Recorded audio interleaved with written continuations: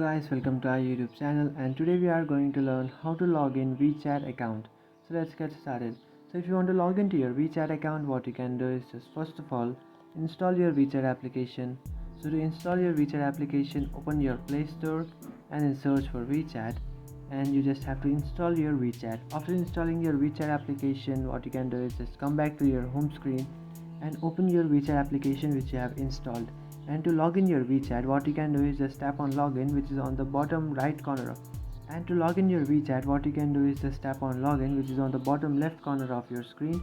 After tapping on login, now you have to select your country or region and then select your mobile number. After tapping on login, now you have to select your country or region and then enter your mobile number.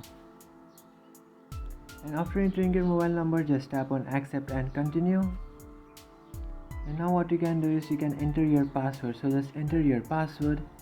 After entering your WeChat password, you can just simply tap on login, and after tapping on login you will successfully log into your account. But if you have forgotten your password, what you can do is just tap on login in SMS verification code and then tap on get SMS.